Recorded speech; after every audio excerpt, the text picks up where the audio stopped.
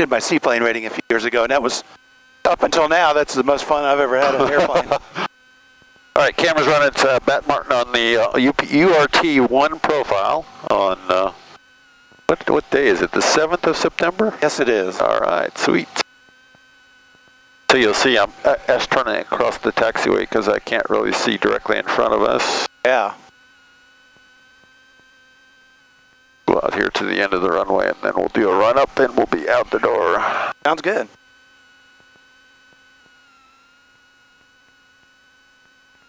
That's a joke, I tell people. Good afternoon, Arlington. I tell them I've got, ground, Columbia 121 I've got Delta. 6 hours of Piper Cup time, but no tailwheel time. How does that work? Yeah, how does that work? Seaplane. Oh, okay. 1211 Delta, Arlington ground, runway 16, taxi via Alpha.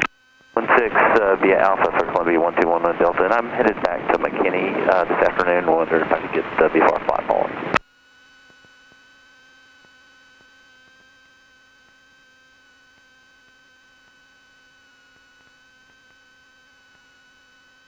Columbia 11 Delta, roger, on request. Okay, thank you, 11 Delta.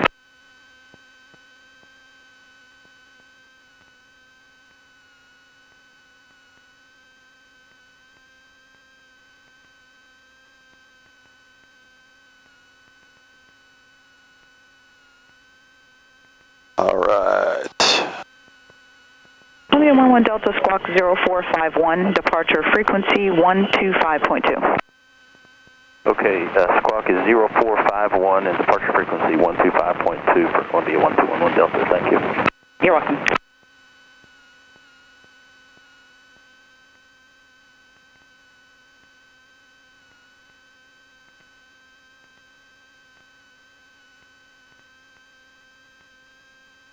All right, brakes are set, trim is set, fuel is set.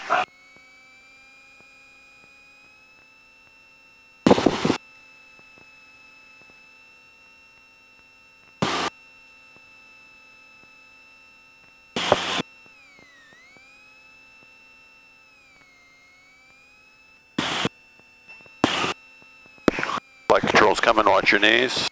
Clear? Okay, on departure, if we have an issue with the engine, we'll climb straight ahead until if we're below 2,000 feet on the clock, we'll land head of the wing. I'll get everything shut down. I'll say egress, egress, there you go. So I'll meet you on the left wing and we'll get out of there. If we're above 2,000 feet on the clock, we might be able to circle back around to the runway or taxiway as appropriate and do exactly the same thing. Okay. Otherwise, should be good to go. Questions? Understood, I'm good. All right, let's get the heck out of here. Tower's set. Reading 0 X-ray Romeo, Arlington Tower, did you copy? Say again, please, 500 X-ray Romeo. 500 X-ray Romeo, enter right downwind runway 16, number 1 cleared to land, wind 100 at 8. I do have a helicopter working on the west side parallel taxiway. Okay, I had the big helicopter back there preoccupying me, but you want me to do a right wind for runway 1, right downwind for runway 16. 500 X-ray Romeo, affirmative, enter right downwind runway 16. I have another helicopter at the field making right turns on the parallel taxiway west of the runway. And 500 X-ray Romeo, I've got the helicopter inside also. Rudder. Afternoon Tower, upset 6, number 1 for 16. Upset 6 on Tower runway 16, cleared for takeoff. Traffic crossing about 2 south eastbound, the H47 at 2,200. Upset 6, clear for takeoff, runway 16, traffic in sight. Mustang 82 traffic looks like off of the Grand Prairie Airport. Final is clear, the departure leg is just the H47. Okay, I see him. Mustang 82, be looking home. Tower 734 Fox, would get 7 miles southwest of the landing template. Cessna 34 Foxtrot, Arlington Tower, report entering right downwind runway 16. Right downwind for 16. I'm already having fun, Bat. There you go, brother. If you're not, we're screwing it up.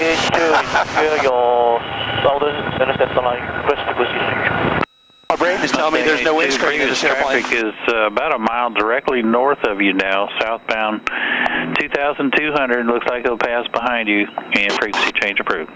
No frequency switch, we have to issue the aircraft Mustang issue. Rudder.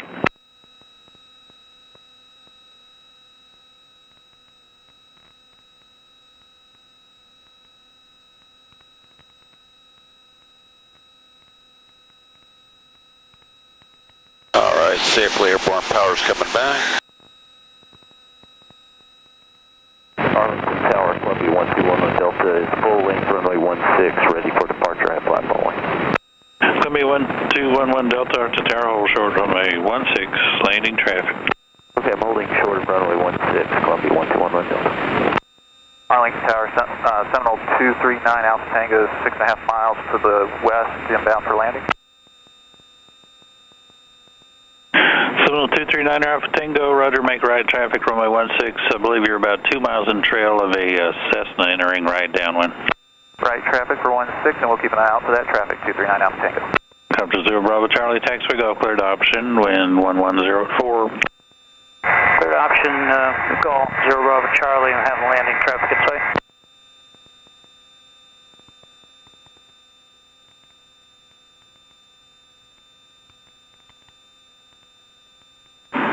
Seminole 239 Alpha Tango, traffic 12 o'clock, 2 miles southwest, miles an extra at 2000. We're looking for that traffic, 239 Alpha Tango. Upset 6, traffic between 12 and 1 o'clock, 2 miles is a Seminole inbound to Arlington is at 2,200. Upset 6 looking, offsetting east. Upset 6, roger, that traffic will pass off your right. Remain out of Bravo airspace and contact departure 135.97. Upset 6, see you on the way back. 738 Golf Juliet, roger, cleared into Bravo airspace, maintain VFR at or below 2,500, and just report on station. We'll report on station. Thanks for the clearance. 738 Golf Juliet. Morning, Richard, approach Upset 6 with you, 5 to the southwest Arlington, 2,000, requesting 5,500 through the Bravo. Upset 6, regional approach radar contact, cleared through Bravo. Upset 6, climbing to 5.5. Whenever you're ready, you have control, brother. Alrighty, I have the controls. You have control. I'll set the power for you. Just climb to 5,500. All right. Please. Wow, she's a sensitive bird, isn't she? Oh, yeah. It's a little turbulent, too. This roll control takes a little getting used to. I'll bet. I'll bet, my friend.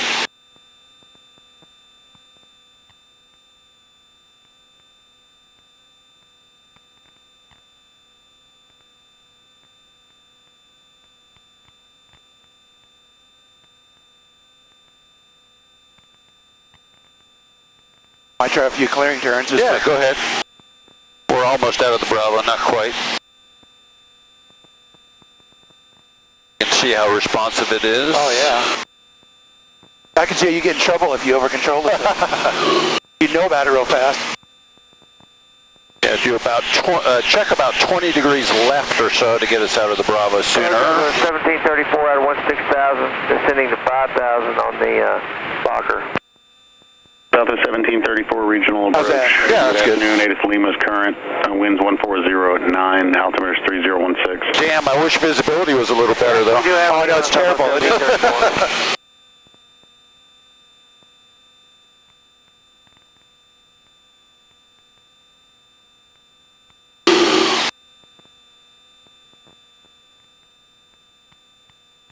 Certainly see how you need the right rudder with this thing. Yeah, definitely.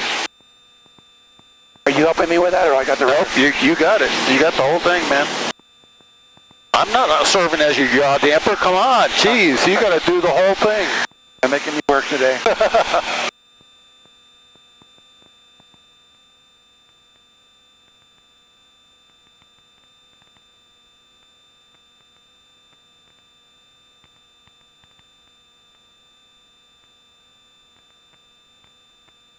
Regional approach, Skyhawk 738 Golf Juliet. Hey, Golf Juliet, go ahead. We are just about at the location and we'll need to be just slightly north of 30 to make our circles for this photo. Hey, Golf Juliet, roger, approved. Approved, 738 Golf Juliet.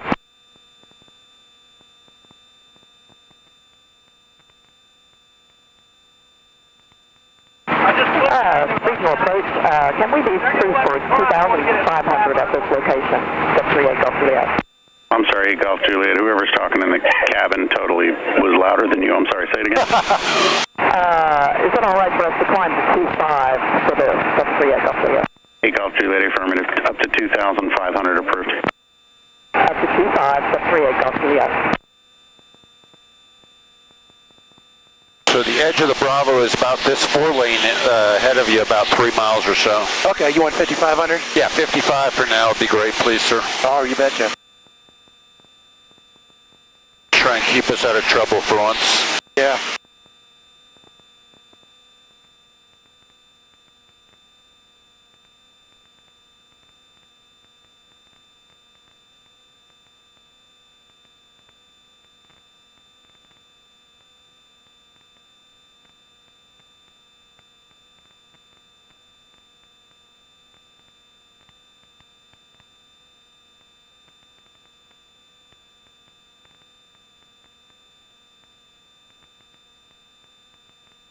Well, there's nice and cool up here. Yeah, nice. A little better.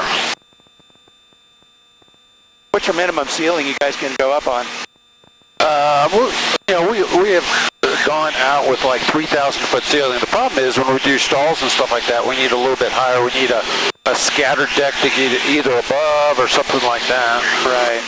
So we probably, we could have a 5,000 foot ceiling and do everything below. Golden Eagle 4 Mike uniform. Golden Eagle 4 Mike uniform, good. Yeah, we're just south of Cleburne, like via Park Light, following the 5 Charlie 1, currently out of 7,300. I'll steal your power from you. Yeah, your power, and I got his level and 55. Trying to figure out where level is here. Yeah, exactly. It's probably about 5 degrees on your attitude indicator-ish. Golden Eagle 4 Mike uniform, squawk 2266. 2266. Notice you have a little magenta line that serves as your... You're outside Bravo, change supervisor, frequency approved. Call me back when ready to proceed inbound. Up at 6 Wilco. We cleared to 6? No, just stay here at 55. I mean, you could climb as you want to, or We'll whatever. stay 55. So you can do some turns left or right, and or climbs and descents just to get used to the airplane if you want. Okay.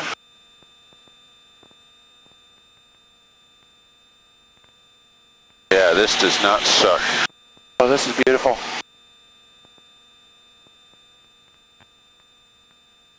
I had one student that had a Trinidad, and I got to fly that until he got rid of it about 2 years ago. It was like my only real flying I really do. I really enjoyed flying that, and I thought that airplane had good visibility. Yeah, that had to be fun. Oh, it was a blast. I used to just like doing pattern work, Tough to go back to the real job after that, right? Yeah. Just management.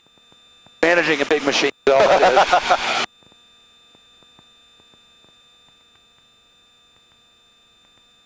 Okay, basically correlating the outside scan with what you have in the airplane. I have control. Your control. Let me just show you real quick. So when we do our stall recoveries, Okay. this is the picture for the pitch attitude that you want for the recovery. Okay. For level flight. Now we're climbing a little bit right now, but that's okay. This is when we stabilize. This is the pitch attitude we'd go to. Okay. So this is about roughly 10 degrees nose high, something like that. And we'd obviously be full power when we do that, but we're not there quite yet.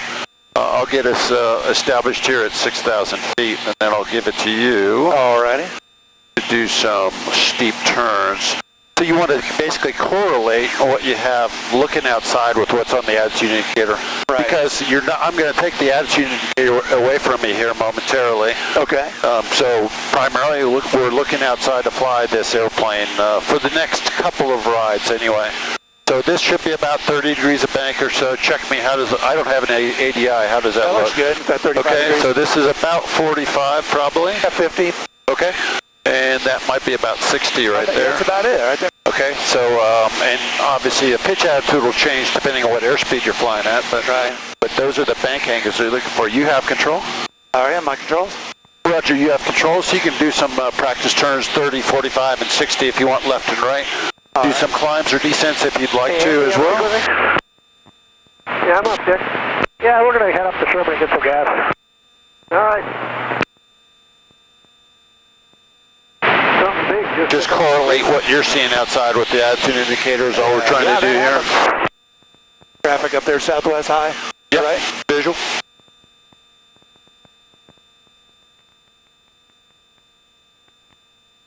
Excellent. All right, looks like you have a good picture. You can can close up your attitude indicator and fly it by looking outside from here on. All right. Which really sucks, but it is what it is, right? I know. I don't want you buried in that attitude indicator if you can look outside on a beautiful day like today, you know? Yeah.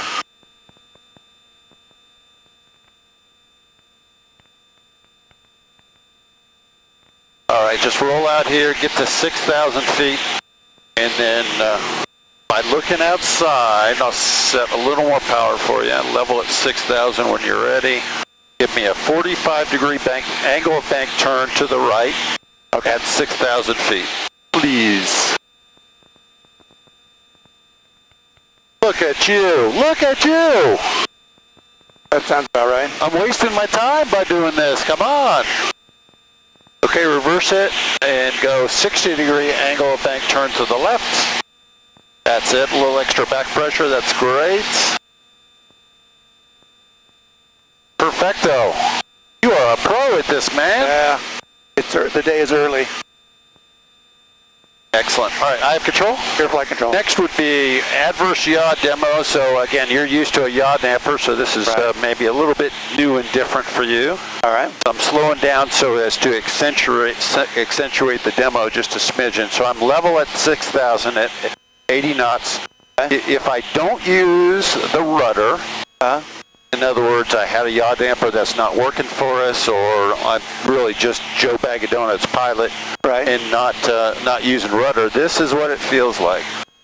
So I kind of have my feet off the rudders. Right. So you get this accelerated stall there, but you also get the basically the rowboat kind of in a heavy surf kind of perspective. So it's very, very uncontrolled, if you will. So conversely, if I go rudder to coordinate this thing, it's much more smooth. You don't get that side-to-side movement, and it's the way the airplane actually should be flown, as if you're coordinating this thing. So that's adverse yaw. The big thing is to coordinate something that you're not really used to. Right. And here I have you kind of stabilized at slow flight. Let me get you to a specific altitude here. So I'll let you fly the airplane in slow flight to kind of get a feel for the airplane at 70 knots, which is our slow flight airspeed. So it's about 10 knots above stall speed, if you will.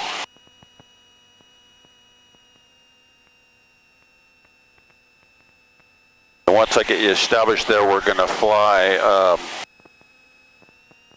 80 knots with, or rather 70 knots with power to control airspeed and pitch to control altitude. Whenever you're ready, you have control. All right, I've got the flight control. Roger, you have control. All right.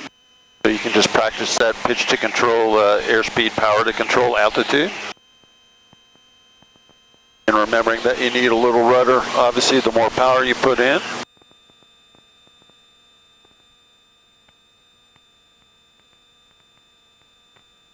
Just to give you a chance to experience it more than anything. I'll work on getting to 6. Okay, that sounds fine. Relaxing the squelch a little bit so we can actually talk to each other. And once you're established at a specific altitude, you can do some channel turns left to right to see how much rudder and how you need to experience it. We're going to fly up and down essentially I-35 here below us. All right.